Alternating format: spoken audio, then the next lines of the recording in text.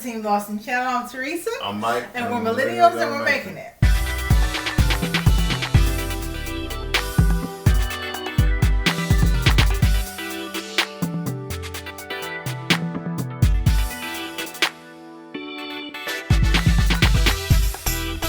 On our channel, we discuss all things that may be in the intersection of millennial marriage and special needs parenting. We want to create a community that's both inclusive and encouraging. What am I supposed to say? Oh, so go ahead and hit that subscription button so that you can help us reach our goal of making it to 1,000 subscribers before the end of the year. Also, don't forget to smash the like button so you can let the algorithm know you think we're awesome. So today we're talking about a topic that we got in an argument about talking about because my husband was wanting to talk about it. Everybody ain't got to know about that. Cause everybody ain't got to know about this argument. Just say we talking about a topic. But we did argue about it. Not argue about the topic, but argue about talking about the topic. Because this is not something that special needs parents talk about often. But we are family planning. I think all families plan about logistically what would be best for their child. And so in our family planning, we realize that location matters. Because of where we live, our child has access to services that most children in our state do not have access to, right? And so if we were living where Macy was born right now, most of the skills that she had acquired, we would not have gotten help to get those skills acquired, right? The services just aren't there.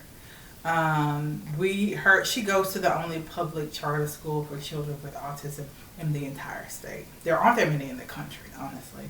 And so location matters. And we came to the realization that after our child grows, even after high school and college, she's going to need to be located in a place that is focused on universal design, like embedded in the community. Is the idea that not all people are able-bodied and neurotypical. Not all people think and are able to move the way that I do, so I need to be inclusive in that. And that is not in Louisiana. Like, it gets harder as you get older anywhere as a disabled person or a neurotypically divergent person gets older. Like finding a place where there are employers that are accommodating to people with autism, or there are colleges and universities that understand people on the spectrum. Autistic people will become adults and can go to college, Those options just aren't in Louisiana. They're just not. And so it became evident for us that we were going to have to move as she got older to find those services and for her to reach a life of her full potential, like it won't be in Louisiana. So we're moving. When? Probably not anytime soon. She's little. Still, right?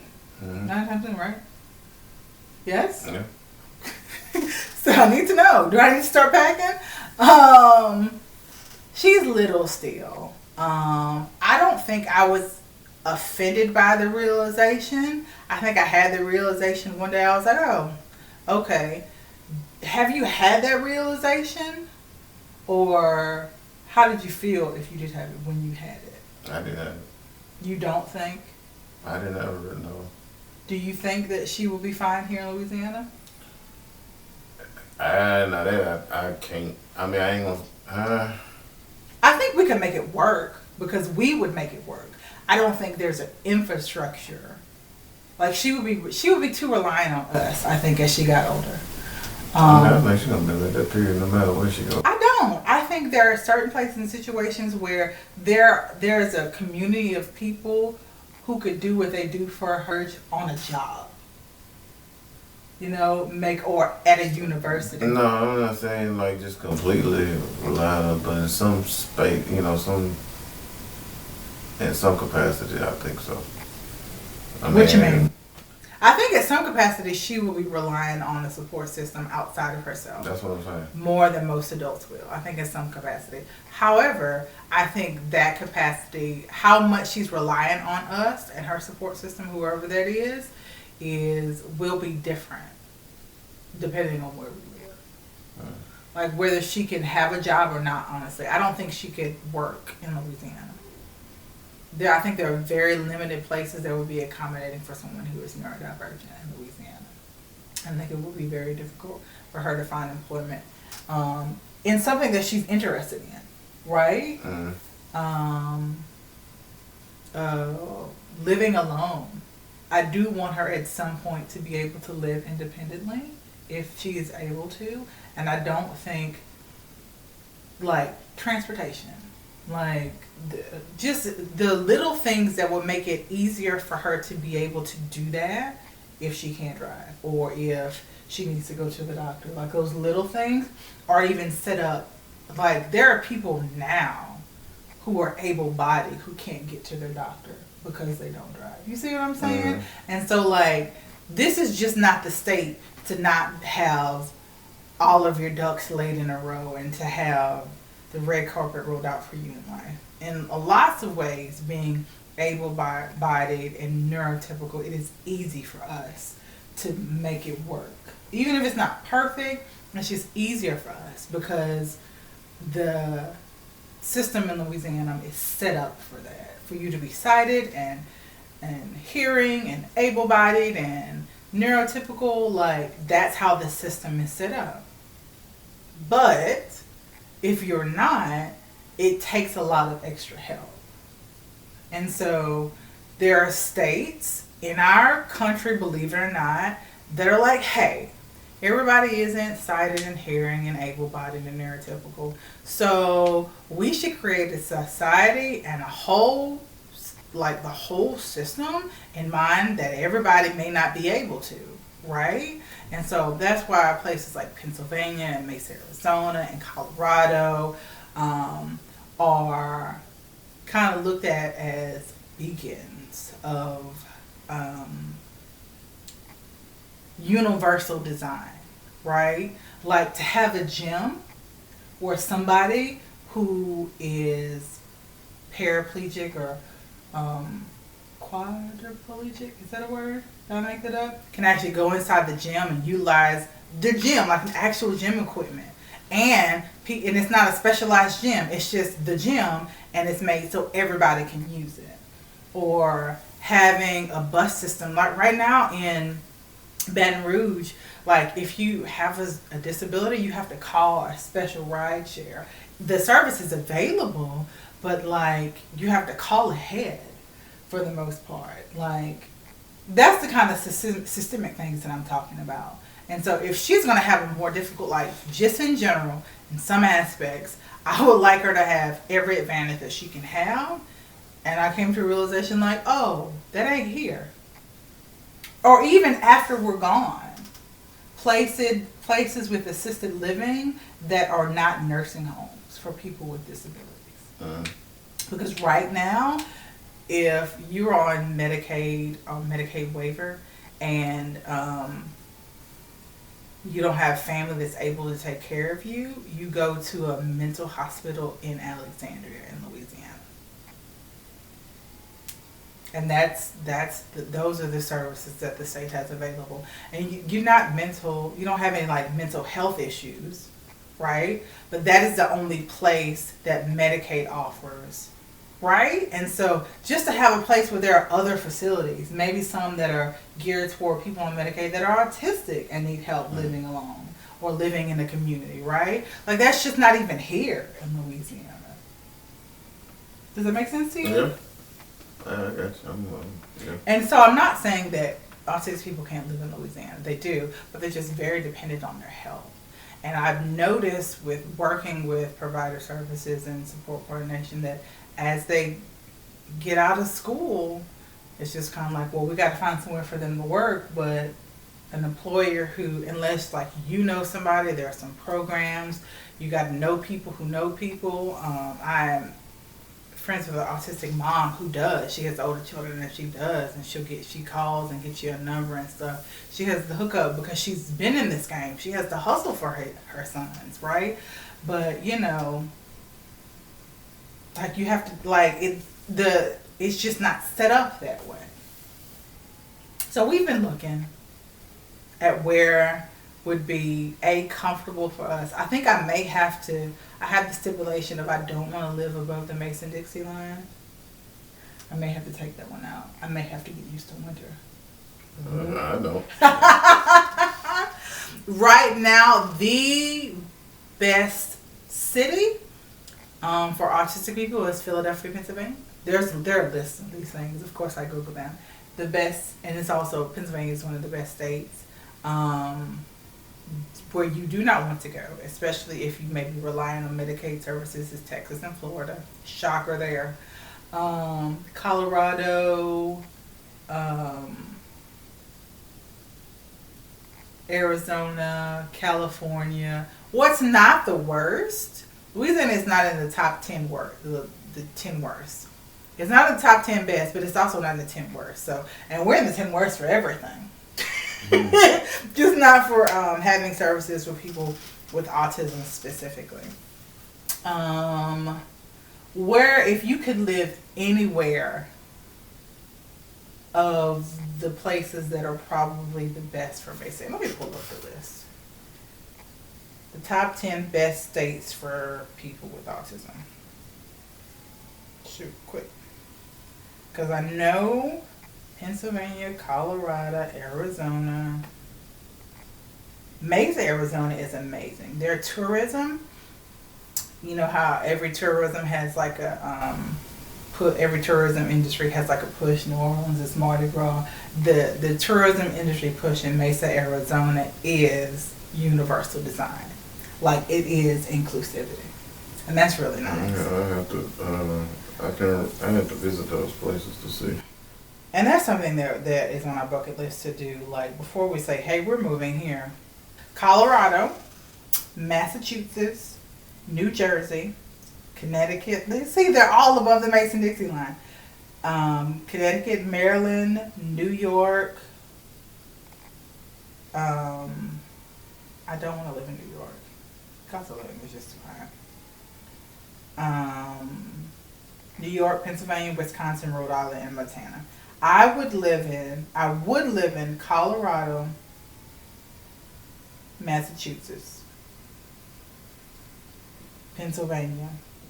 Some people in Pittsburgh. Pittsburgh, Pennsylvania? Mm-hmm. There's only like Colorado. Yeah. And so the top worst 10 are West Virginia, least supportive. I shouldn't say worst. They're the least supportive. West Virginia, New Mexico, Tennessee, Nevada, Kentucky, Oklahoma, South Carolina, Nebraska, Mississippi, and Maine. Texas isn't on here? Shocked. California is not on the list for the best because of the ratio of resources to population. But they do have supportive grants and state laws and inclusion. So they're very inclusive. They just don't have the resources based on the population. So of the top 10 states, are there any of them that you would live in? I really like the idea of living in Colorado. Colorado, Pennsylvania. In Pennsylvania, I think those are my top two, Colorado and Pennsylvania. Pennsylvania seems really far to me. With older parents. Mm-hmm. Arizona, and there. Pennsylvania, I ain't got to drive. Okay. And there are those states that have areas and surfaces. Like I said, Philadelphia, Pennsylvania is the top city in the state, right? But it only ranks number 7 top cities. And there are some states that aren't on the list. Hold on. I can't do it. I just can't do it. There are some states that are on the list that have very unique areas and cities. So the state itself might not be great, but the city is awesome and it's worth considering, or if you live there. And this is what I do. This is what I do in my free time. I just look for articles that talk about the best places for families with autism to live, because the last thing, I would have to read the article. I'm just not doing it right now. But what was I trying to say? Best. And those are not the only 10 places people with autism can live, because there are great places in many states, right? There are some places that I just would never go. The 10 states on that list, I would not go, because I knew that they're not going to have the services, right? And like a lot of times the inclusivity from the general population comes with what is offered in the services. When the federal law required that you have doors a certain way so wheelchairs could get through, and ramps on the sidewalk, then places started being more compliant, and some go even above and beyond. And so if what? Let me sit up. So if like if the Medicaid services offered in a particular state aren't enough for the people on Medicaid, I don't expect a private business to do better often than what they're required to do, right? And so there are still some states, most states in the country don't require private insurance to cover ABA services. Something as simple as that. You know, one of the most researched and clinically proven. I have to choose my words carefully for those who are opposed to ABA. I'm gonna have to cut this video up. But like, if most people are going to use ABA to help their children, like at the very least, insurances have to cover it for them to be used. And if insurances don't cover it, those services don't flourish. And if those services don't flourish, then they're not available for the masses in the state, right? And so my husband's laughing at me. And so, and so you have to take all that in consideration when we're talking future down the road. Macy is 8 now. She's in a transition class at a school, so we're looking at her being moved to a school that doesn't provide ABA services, and so like either public or private, we may do homeschooling. It's an option. I'm thinking it might be something we do if she continues to benefit from ABA like she is now. Are you crying? No, I was. But yeah, it's not set in stone yet. What's not set in stone? Where we living at? Where we're living. The fact that we are moving, is that set in stone? I'm asking you a direct question. That's all.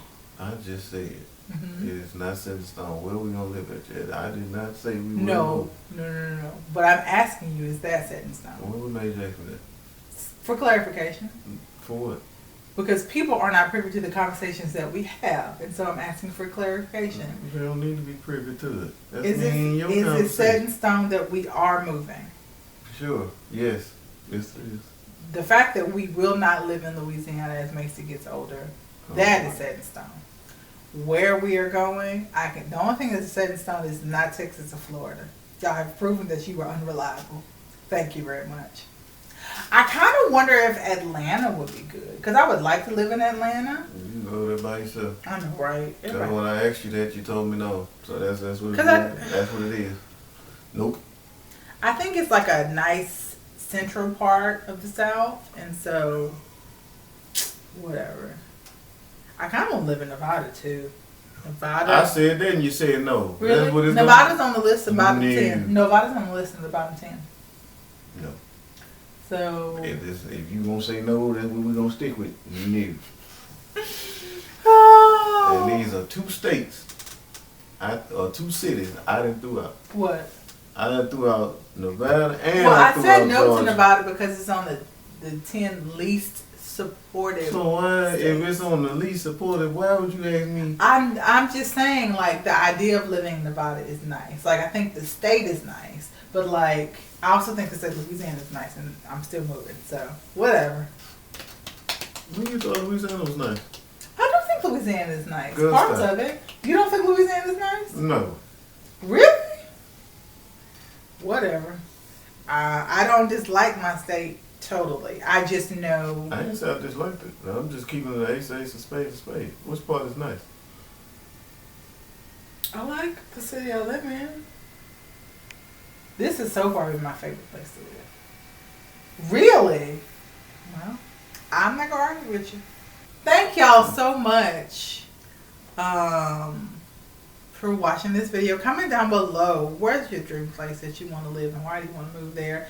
And we will see you in the next video. God bless you.